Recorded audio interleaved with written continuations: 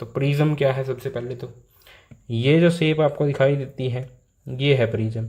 यहाँ पे ये है एक रेक्टेंगल, ये भी इस साइड है एक रेक्टेंगल, और इसके नीचे अगर आप देखोगे इसको पलट के तो इसके नीचे भी बना होगा एक रेक्टेंगल, और दो ट्रायंगल हैं, ये एक ट्रायंगल है और दूसरी तरफ ये एक ट्रायंगल है। तो यहाँ पे क्या है, prism is a pyramidal piece of glass having two triangular bases, एक ये बेस और एक ये base, and 3 rectangular lateral surfaces. ये मैंने बता दिया आपको, 3 रेक्टेंगुलर सरफेसेस हैं हमारे पास। अब एंगल ऑफ प्रिज्म का मतलब क्या है, जो ये रेक्टेंगुलर सरफेस हैं इनके बीच के एंगल को हम बोलते हैं एंगल ऑफ द प्रिज्म। यानी एक तो ये सरफेस एक ये सरफेस, इनके बीच में जो एंगल है वो है angle of the prism. Now what is dispersion of light. तो अभी तक जो आपने किया है वो किया है रिफ्लेक्शन ऑफ लाइट। रिफ्लेक्शन का मतलब जब लाइट किसी चीज़ से टकरा के वापस आ जाती है उसको हम रिफ्लेक्शन बोल देते हैं। दूसरा आपने किया है refraction of light. Refraction of light का मतलब क्या है, जब लाइट किसी मीडियम में एक मीडियम से दूसरे मीडियम में जाती है तो उसकी स्पीड जो है चेंज हो जाती है, इसको हम बोलते हैं क्या, रिफ्रैक्शन ऑफ लाइट, या उसकी डायरेक्शन चेंज हो जाती है।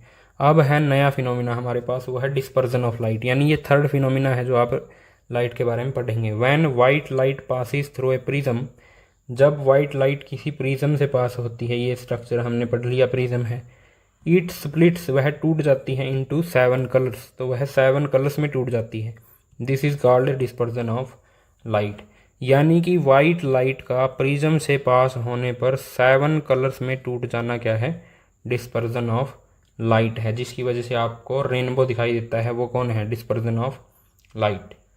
तो यहाँ पे ये डायग्राम है डिस्पर्जन ऑफ लाइट का, ये प्रिज्म है, यहाँ से ये इस साइड से हमारी वाइट लाइट आती है और ये वाइट लाइट पास हो जाती है तो 7 कलर्स दिखाई देते हैं। ये आपका एनसीईआरटी वाला डायग्राम है जो आप बना सकते हैं एग्ज़ाम में। तो ये क्या है, जो 7 कलर्स का जो बैंड बनता है इसको हम बोलते हैं बैंड, 7 कलर्स बैंड या स्पेक्ट्रम, तो स्पेक्ट्रम बोलते हैं इसका। The band of 7 colours obtain on the screen after dispersion of light is called spectrum. तो 7 कलर्स का बैंड होता है जिसको हम स्पेक्ट्रम बोलते हैं, जिसको हम स्क्रीन पे ऑब्टेन करते हैं। तो वो कलर्स कौन से हैं, red, orange, yellow, green, blue, indigo and violet colours. ये कलर हैं जिसको आप विबग्योर से याद करते हैं या फिर आप याद करते हैं रॉय जी की बीवी से, कैसे भी आप याद करें वो आपके ऊपर है। एंगल ऑफ डेविएशन, अब एंगल ऑफ डेविएशन का मतलब क्या है, it is the angle between the incident ray and the emergent ray. Emergent ray आपको पता है, अगर कोई रे ऑफ लाइट आती है और वो किसी ऑब्जेक्ट से बाहर निकल जाती है तो जो बाहर लाइट निकलती है उसको हम बोलते हैं इमरजेंट रे। तो यहाँ पे ये आई इंसिडेंट रे, ये अंदर चली गई और ये निकल गई बाहर, तो ये जो बाहर निकली इसको हमने बोला इमरजेंट रे। तो ये जो इंसिडेंट रे थी इसके बीच में और इस इमरजेंट रे के बीच में क्या एंगल है, तो इसको हमने आगे एक्सटेंड कर दिया और इस रे को हमने पीछे एक्सटेंड कर दिया, तो यहाँ पे मिलेगी, तो ये एंगल बन गया हमारा डी। ये एंगल है हमारा एंगल ऑफ डेविएशन, ये जो एंगल है it is D, angle of deviation. Next, angle of deviation is inversely proportional to 1/वेवलेंथ। वेवलेंथ आपने 9th क्लास में पढ़ा था। यहाँ पे क्या है, वेवलेंथ को अगर आप इंक्रीज करेंगे तो एंगल ऑफ डेविएशन जो है वो डिक्रीज हो जाएगा। यानी कि यहाँ पे आप देखें इस डायग्राम में, यहाँ पे किसका एंगल ऑफ डेविएशन सबसे ज़्यादा है, जो सबसे ज़्यादा मुड़ेगा उसका एंगल ऑफ डेविएशन सबसे ज़्यादा होगा। तो सबसे ज़्यादा एंगल ऑफ डेविएशन है वायलेट का, सबसे कम एंगल ऑफ डेविएशन है रेड कलर का, है ना।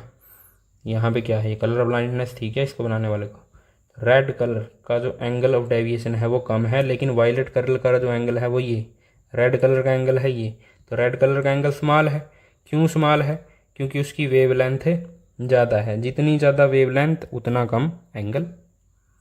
Red is the least deviated colour, least deviated का मतलब वो कम मुड़ा है colour, as it has a largest wavelength, यानी रेड कलर की वेवलेंथ होती है ज़्यादा जिसकी वजह से वो कम मुड़ा।